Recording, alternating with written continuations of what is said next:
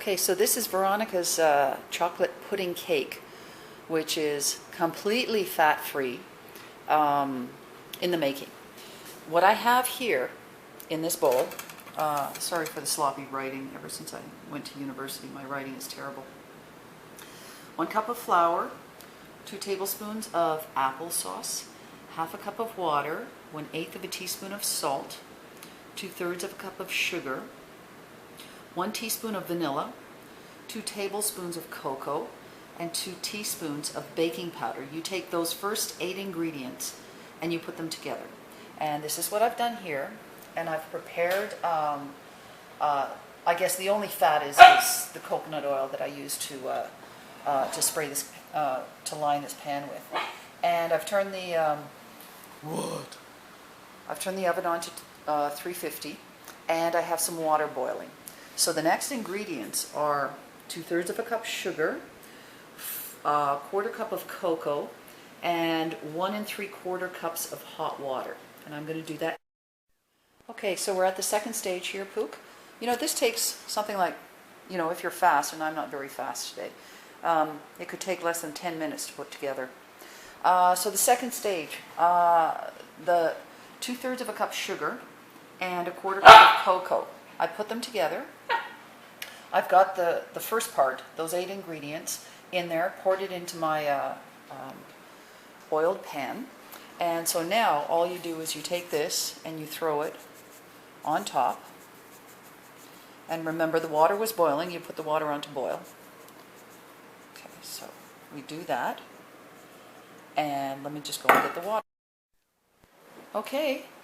What, Pook? Are you following me? You're learning all of these recipes yourself, huh? Yes, you are. Yeah, and you're not going to get any. And I'm not going to get any either, but I'm not really into desserts. So now we've got this 1 3/4 cups of hot water. So I just boiled some water. And what you do is you very, very carefully pour it over everything. It's remarkable what happens. Who the heck figured out this recipe? It's unbelievable. Ron has gone absolutely bonkers over this stuff. He ate so much of it one night. I made, I think, a double or a triple recipe that I actually hid it outside. And he came the next day. You know, we were talking the next day, and he had dinner, and he wanted some. And I said, no, I threw it out. You ate too much. I swear he had a 5-year-old temper tantrum.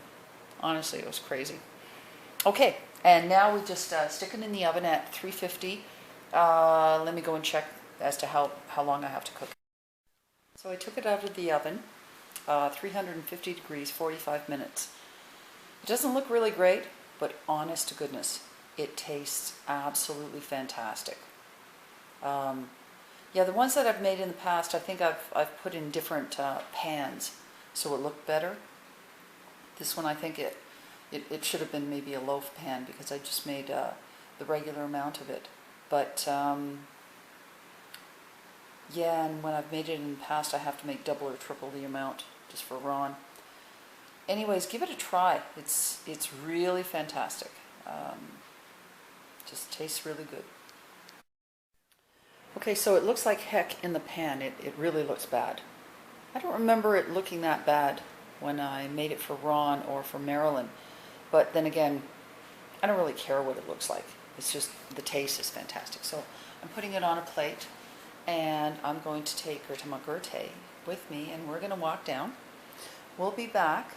You don't do a leash. You don't know how to walk on a leash, so you're not going to get any, Pookie. So this is it. And yeah, I don't recall it looking this weird, but oh, the taste is fantastic. I just tried a little corner of it, and it's beautiful. So if you're a chocoholic, this is definitely the food to eat. I just brushed my teeth and I just had a little piece. I shouldn't have done that.